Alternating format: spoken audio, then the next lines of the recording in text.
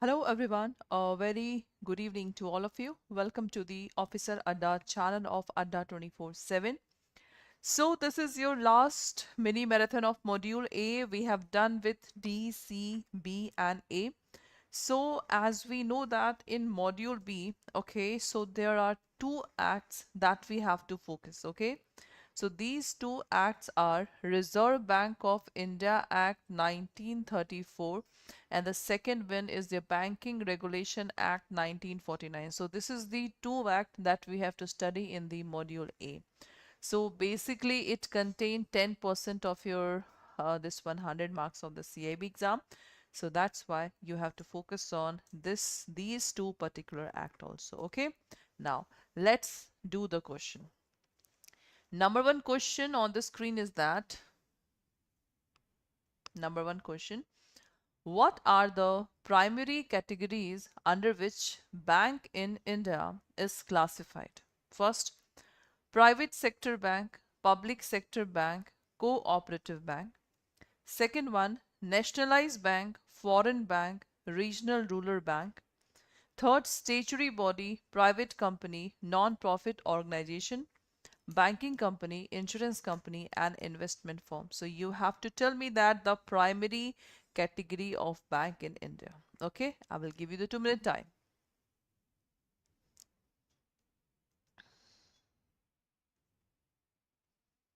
What is the right answer for this question?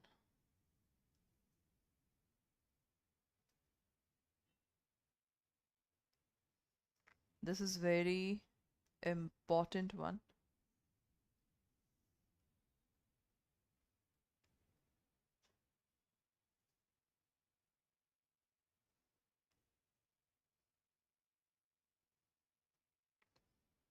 Tell me class, which of the following is the right answer for this question?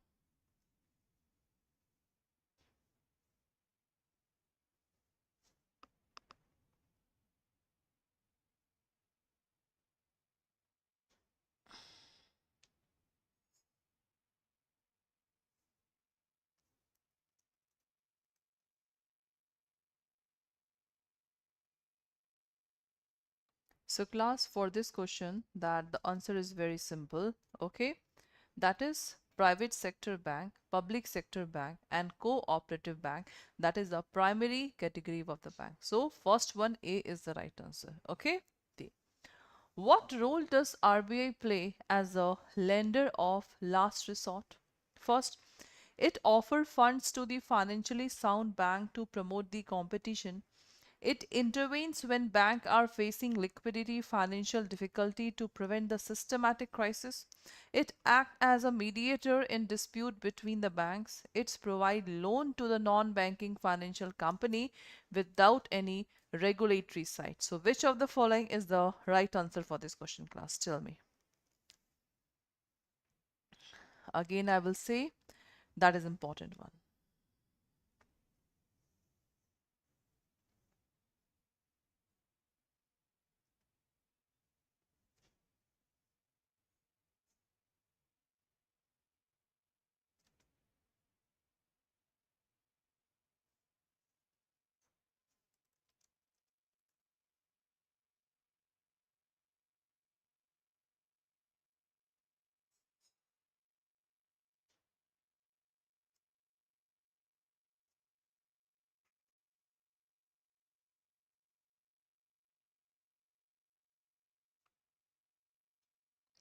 Yes, class, tell me what is the right answer for this question. That is so simple.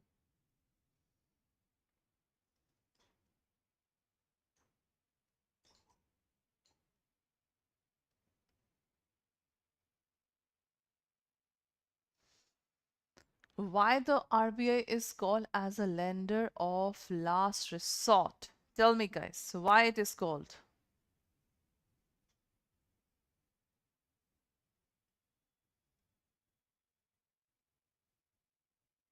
That is very simple class. Why it is called lender of the last resort? Because it intervene when the bank is facing the liquidity or financial difficulty to prevent the systematic crisis. So this is the right answer.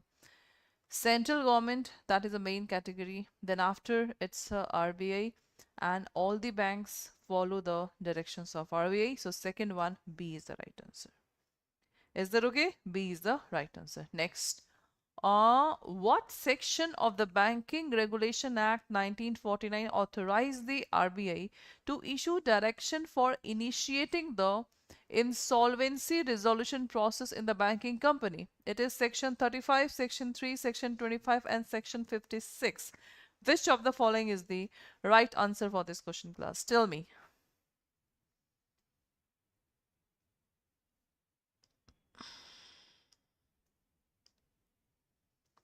Which of the following is the right answer, guys?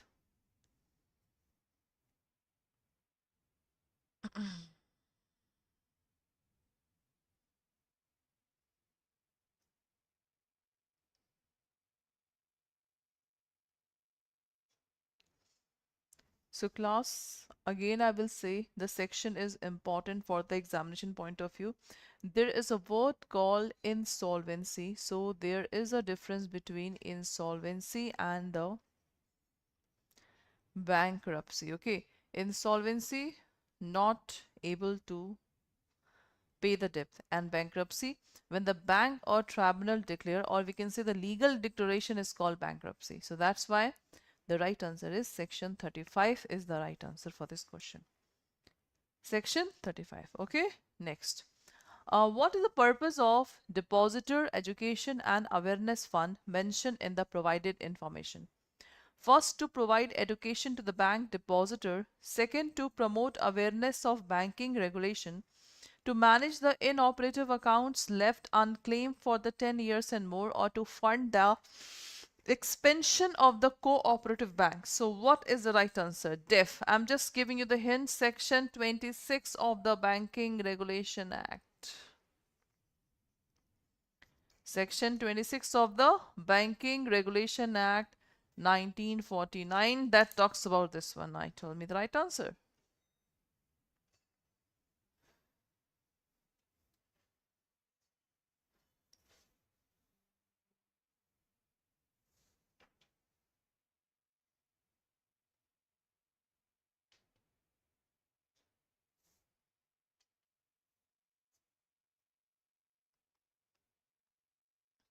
Yes, class, tell me.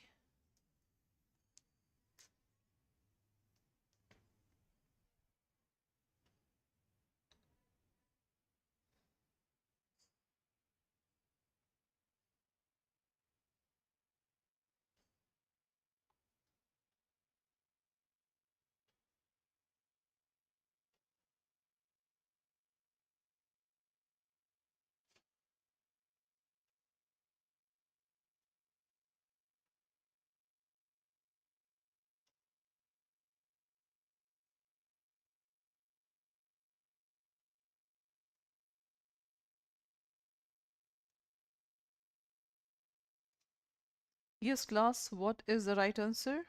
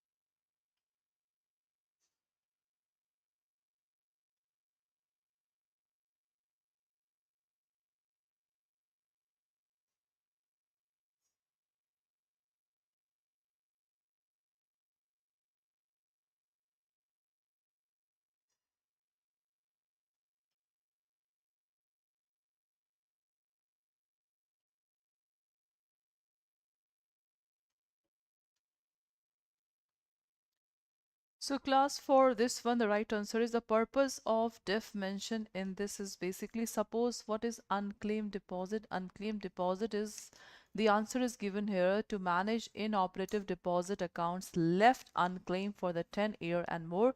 This is called the def account. Okay, so fourth one, C is the right answer for this question. Okay, next.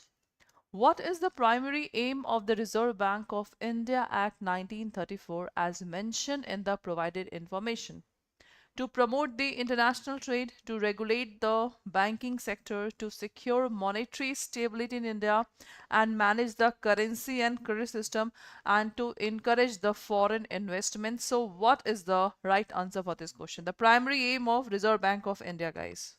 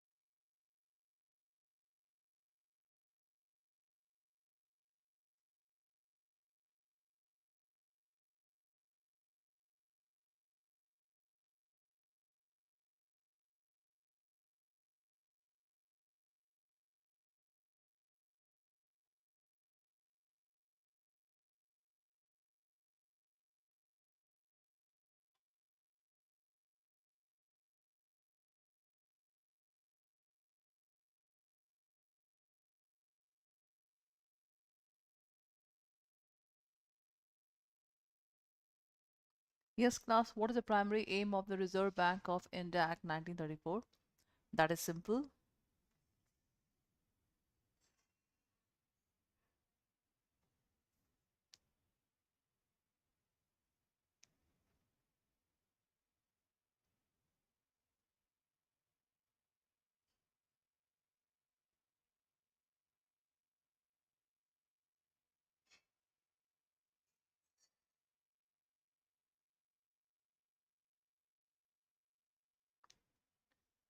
So, class, the right answer is to secure the monetary stability in India and to manage the currency and credit system. Okay, C is the right answer. Now, under which section of the Banking Regulation Act does the Reserve Bank of India have authority to issue binding direction to the bank? Section 21 and 35A, 33 and 45A, 10 and 25, 50 and 60. As we know that if we talk about the module A, B, C and D, so C basically contain total 10 acts, 9, this 4 is 4, B 4 act and this is 2. So total there are 25 act that you people have to study. So, okay. So the section of the banking regulation does the Reserve Bank of India have authority to issue is basically section 21 and 35A. So sixth A is the right answer.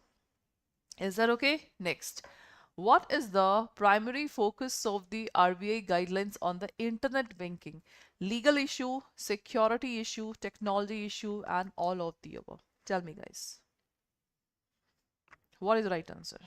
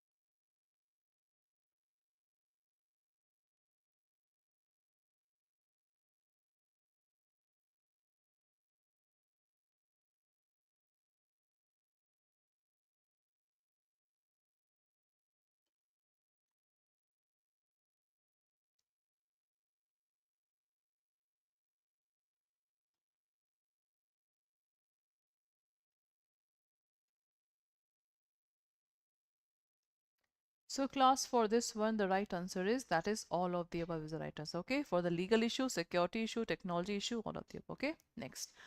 Which fact define the right of consumer in India is applicable to the banking services including internet banking?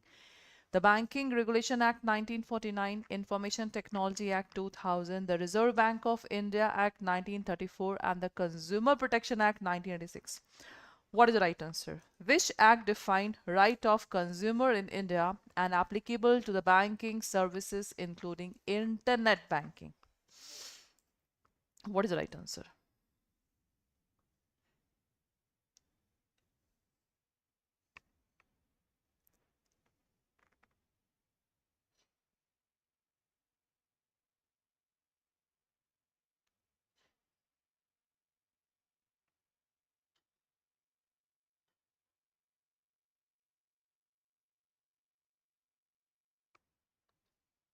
Yes, class. Which act defined right of consumer? If we talk about the Banking Regulation Act, this act totally defined the rules and regulations for the bank. IT Act defined information technology. Reserve Bank of India is basically, we know that the right and duties are given in Reserve Bank of India. Consumer Protection Act talks about the consumer. So the definition of the consumer is defined in the Consumer Protection Act. So 81D is the right answer. Is that okay? Next. What is the role of banking ombudsman? First, to regulate bank and financial institution, to resolve and settle the complaint from banking public against commercial bank and cooperative bank, to oversee the monetary policy of the central bank, and to provide loan and advances to the customer. So which of the following is the right answer? Role of banking ombudsman. We know that the banking ombudsman, NBFC ombudsman, and the payment and system ombudsman now merged into one. That is the Reserve Bank of India Integrated Ombudsman Scheme 2021. So what is the basic role of the banking ombudsman? Just tell me the right answer.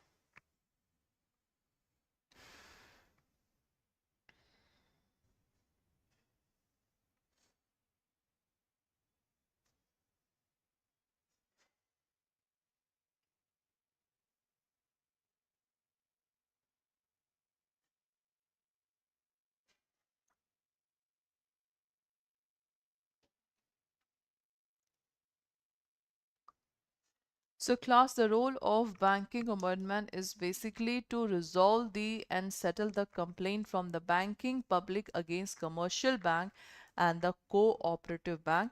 This is the right answer. Okay, so we know that basically, suppose the bank, NBFC, these are the regulated entity. First of all, we will just put our complaint to them. If they are not able to solve, then we can complain to the ombudsman. Okay, now under the Integrated Ombudsman Scheme 2021, what is One Nation, One Ombudsman approach? One Nation, One Ombudsman. If there's one thing, I just want to highlight One Nation, One Ombudsman. In India, we just want one nation, one law. In India, we just want one nation, one law, but it seemed to be impossible. Because we know that in India we have a Hindu law, Muslim law, Christian law, etc. Right now. So that's why if we see, you can see here, I don't think that the personal law that the Hindu community is following, they will follow the rules and regulations of the Muslim community. No, it is not possible. So that's why we need, okay, that's why guys, we need what? Uh, it is, it just seemed to be impossible.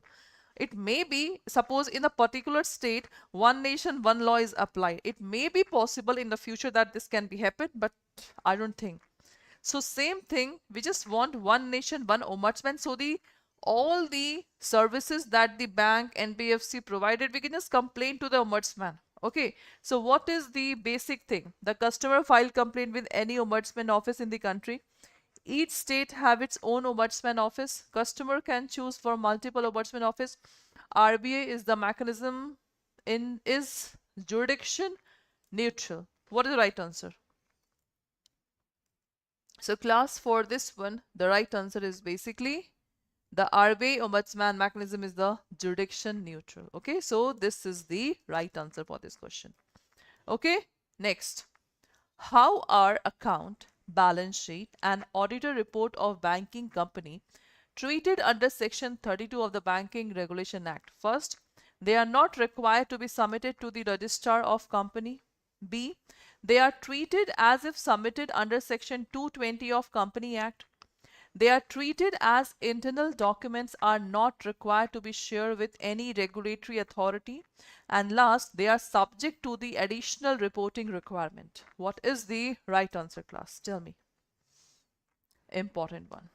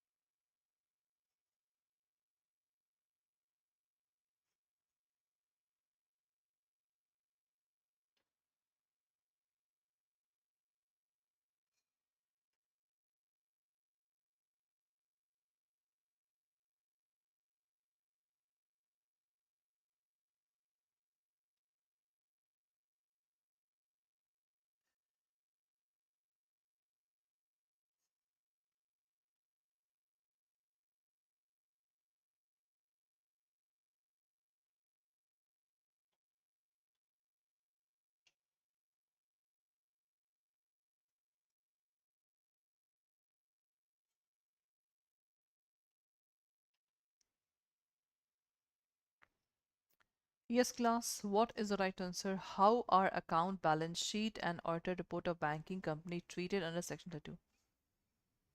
See, they are treated as if submitted under Section 220 of the Company Act, because we know that the bank is also called as a company. So that's why they are treated as if submitted under Section 220 of the Company Act. Okay, next. What type of document record on customer identification and addresses are banks required to properly preserve for at least 5 years under the Prevention of Money Laundering Act? It's the copies of bank statement, utility bills, passport size photograph, copies of passport identity card, driving license, PAN card, and utility bills. So what is the right answer? What type of document on the customer identification is required? Tell me, guys.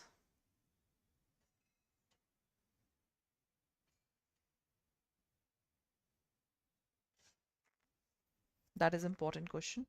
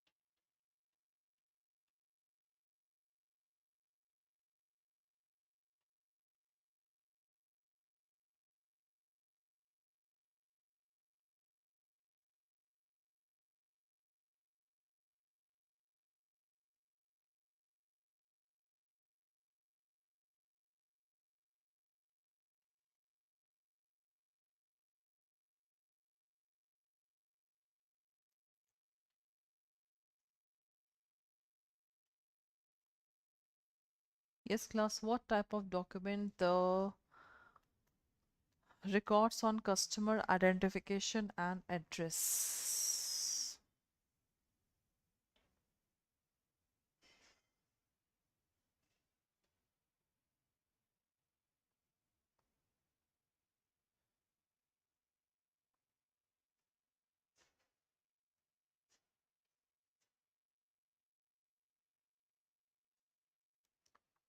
So class, the type of documents customer identification are required to properly.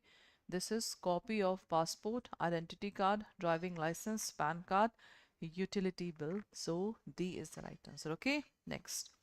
What is the primary purpose of winding of the banking company? What is the primary purpose of the winding of the banking company?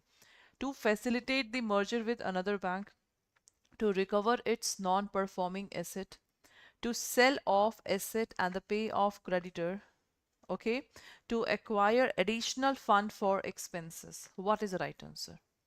The primary purpose of winding up a banking company. Tell me.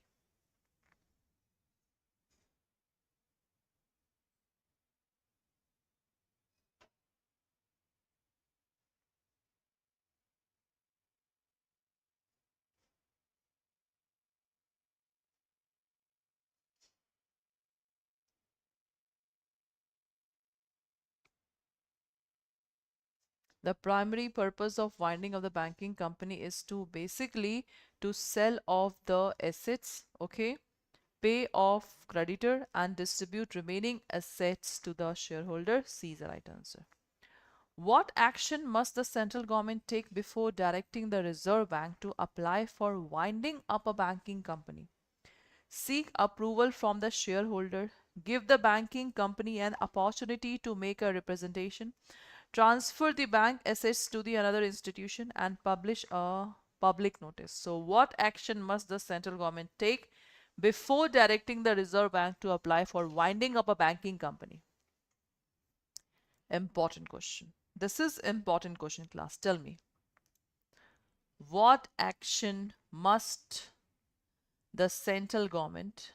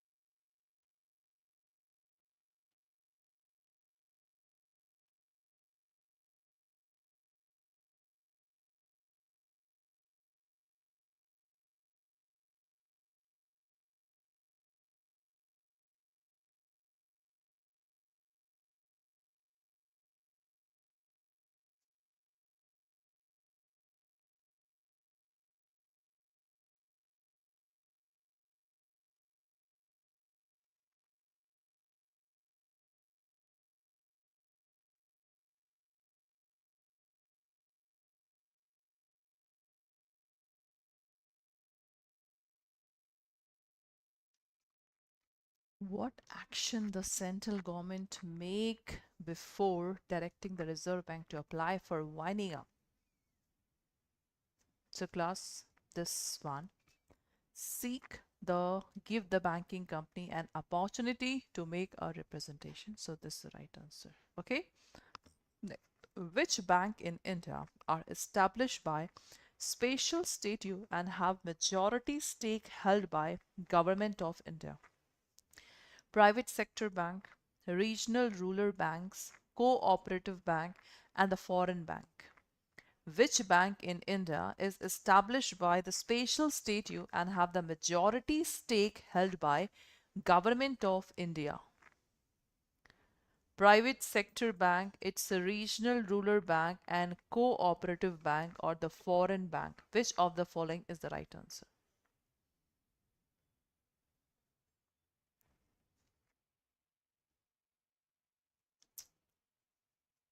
Special statute. Majority stake is held by the Government of India. And I'm just giving you the hint. Government of India, sponsor bank and the state bank. They have a authority over this one. So the right answer is, that is RRB bank. Okay, next. Okay, so class, now this is a case studies question. Okay, it's a principle based question. I will just tell you the particular meaning and you have to give me the answer. Okay, now see class. The term indemnity literally means the security against loss. So guys, we know that indemnity is basically section 124. Okay, section 124 talks about indemnity. It means the security against the loss. In a contract of indemnity, one party, that is indemnifier, promises to compensate the other party, that is indemnified. So there are two parties. The first is indemnifier, the second is indemnified. Is that okay? So, indemnifier, the person who promises to compensate the other party, indemnified against the loss suffered by the other. English law define a contract of indemnity as a promise to save a person harmless from the consequence of the act. Okay. Thus, it includes within its ambit losses caused not merely by human agency, but also those caused by accident and fire. It means, class, the definition of indemnity in the English law, that is totally different. If we talk about the indemnity in English law, so in English law, the promisor will not only save a person from the this one harm caused by the person, but also if it is caused by the accident or fire or the natural calamity, in that case also indemnifier have to pay. Okay, so as per section 124 of the Indian contract, okay, the contract of indemnity is that contract by which one party promises to save the other from loss caused to him by the conduct of promisor himself or by the conduct of any other person. So this is important one. This is important one, class.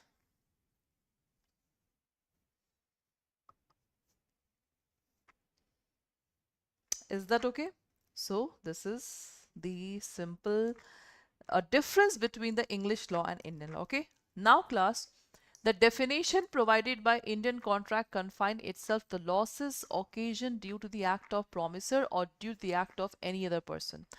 Under the contract of indemnity, the liability of the promisor arises from the loss caused to the promisee by the conduct of promisor himself or as per the term in the indemnity contract. So every contract of insurance, this line is very much important. Every contract of insurance other than life insurance is a contract of indemnity. The definition is restricted to the case where loss has been caused by some human agency.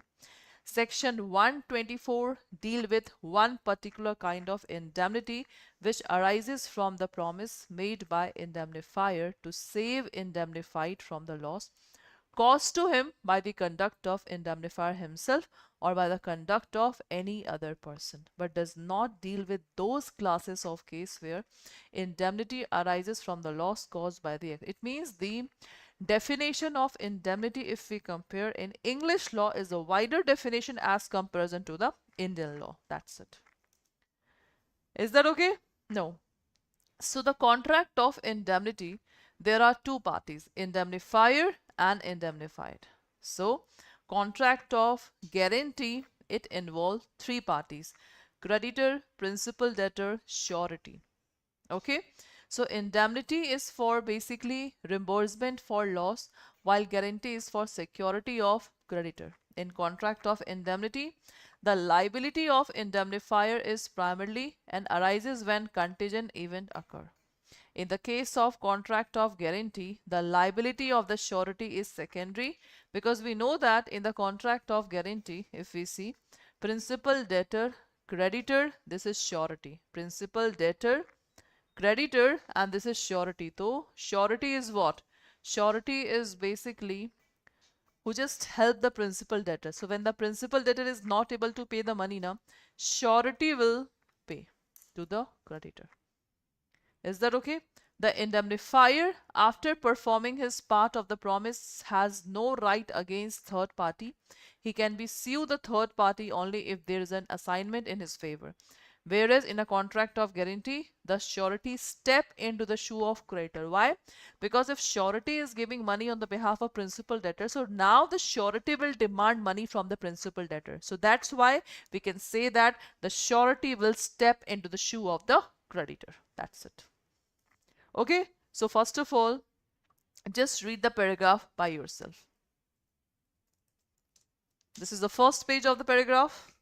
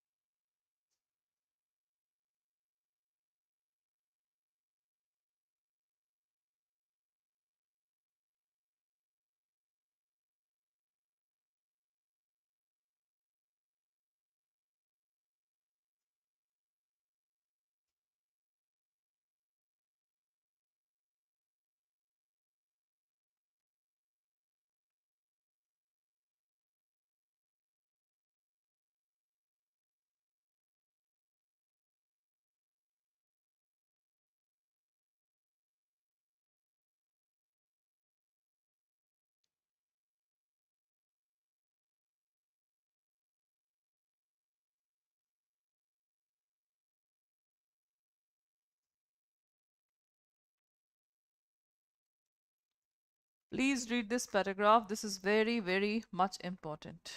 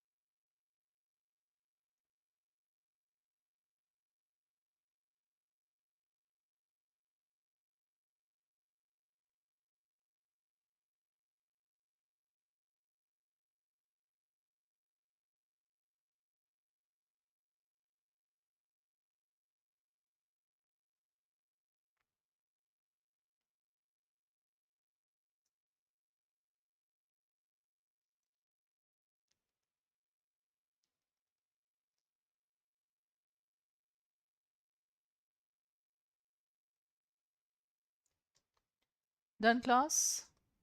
I hope so. The paragraph is clear to all of you about the indemnity and guarantee. Okay. Now, see. So, class, here we can see that A hires B to kill C. A and B enter into the indemnity agreement wherein B will be reimbursed if B is hurt or injured in the process of killing C. B gets hurt when he tried to kill C. Can B claim the reimbursement? No, as the contract between A and B is illegal. Yes, the contract between A and B is valid contract of indemnity. No, as the contract between A and B is unenforceable in a court of law, or none of the above. So which of the following is the right answer? A hires B to kill C. A and B enter into the indemnity agreement wherein B will be reimbursed if B is hurt and injured in the process of killing C. B gets hurt when he tried to kill C. Can B claim the reimbursement? What is the right answer? Don't see that if we are killing that is illegal. We know that it is illegal, but you have to stick on the principle that what it is asking. So just focus on the principle and then give me the answer. What is this?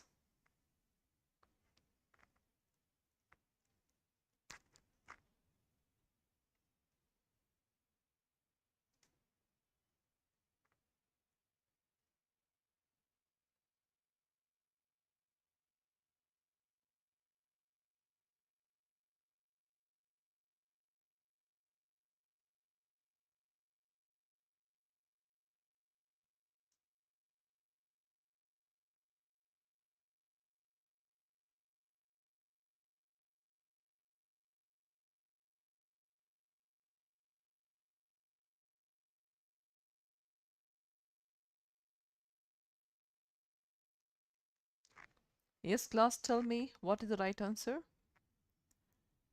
Is this contract of indemnity or not? Only you have to give me the answer. Is that contract of indemnity or not? That's it.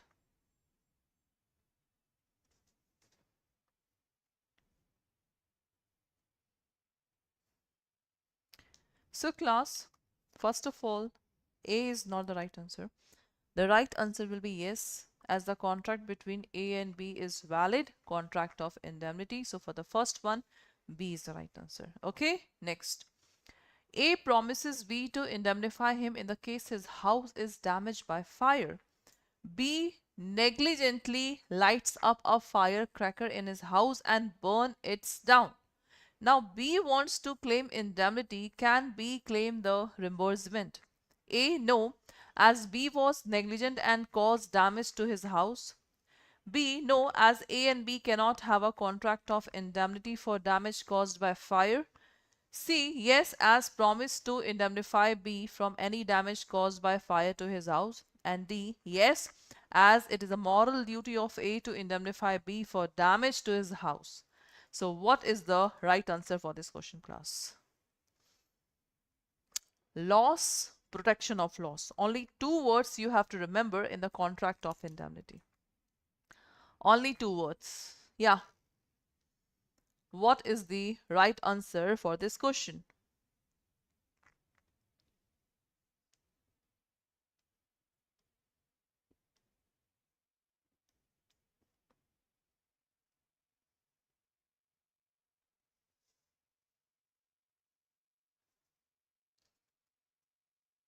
Yes, class. Tell me what is the right answer. A promises B to indemnify him in the case his house is damaged by fire. B negligently lights up the firecracker in his house bonnet. So, class, in this case, we can see that, okay, yes, as B promised to indemnify B from any damage caused by fire. So, it doesn't matter that it is negligently or accidentally done. C is the right answer. Okay, next. AB enter into a contract of indemnity. A promises B to indemnify B in the case of any damage to his car while he is driving. B's servant crashes the car. Can B claim indemnity? Can B claim indemnity? Yes, as AB entered into the valid contract of indemnity. B, yes, as A is legally bound to pay B as per contract of indemnity. No, as B should have been careful while giving car to his servant. And no, as the car did not get damaged due to the conduct of B. So what is the right answer, class?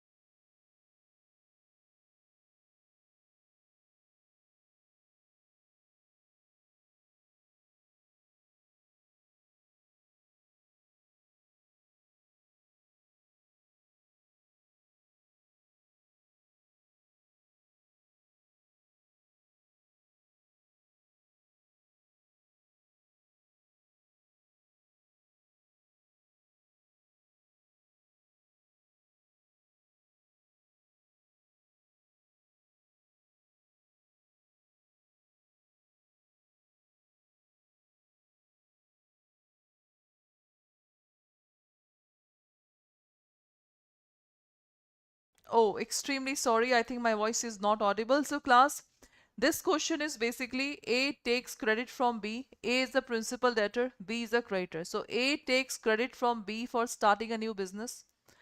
A appoints C as a surety. So, we can say that here that A is principal debtor, B is a creditor, and C is the surety, right?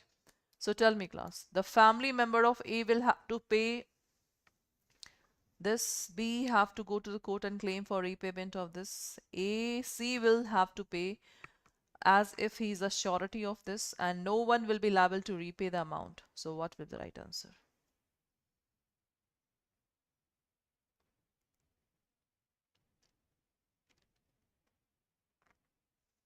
What is the right answer for this question?